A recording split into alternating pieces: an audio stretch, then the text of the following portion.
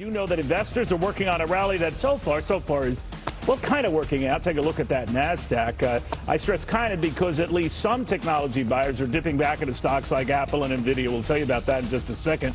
And that had sent the same NASDAQ tumbling about 3% last week. So a bit of a comeback now.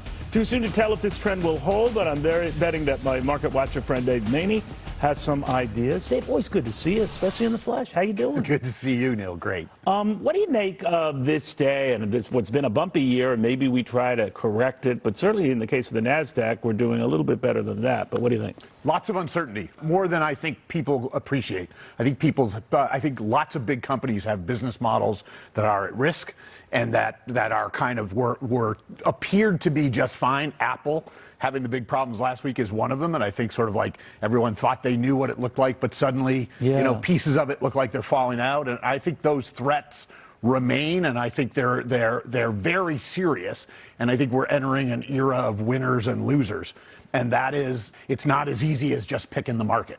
Now, last year, almost like shooting fish in a barrel. After a prior year where there was no barrel. Right. So now, how do you see this year going? I had Ken Fisher here, the billionaire investor, who sees the market doing very well this year. Maybe not as well as last year, but back-to-back big gains. He says that's almost an historic rite of passage in a presidential election year. Yep. You agree with that? Well, I agree with the presidential year. It's hard to imagine a scenario where kind of they just, where the Biden administration doesn't pull out every stop to kind of keep some or the kind Fed, of for that matter, or right? and the Fed behind it. Yeah. At the same time, there is, some level of just stability would be great for a lot. Like I live, as you know, in the world of entrepreneurial companies, startups, technology, software, and those companies. So you're still hanging out with a lot of very rich people. Well, those companies have had a wicked capital drought for 2 years now. It's been like a desert.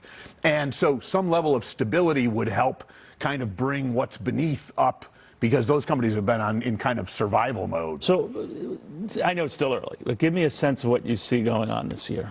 I would guess that we're going to see gyrations, because I think individual companies are going to take hits regularly. And if they're big enough companies taking hits, as last week, we'll see the whole market kind of get pile driven for a week or two, and then everybody will say, well, maybe that's idiosyncratic to that company or to that industry. So I think there's going to be volatility wrapped around stability, if that makes kind of sense. Like stability in the sense of, I don't think the overall market's going to crank up or down, but I think individual companies can take hits and also take off. We're 1 week from Iowa, as you know, and I still think it's a little too early for the markets to be playing off the election in November. At what point does it begin to factor in?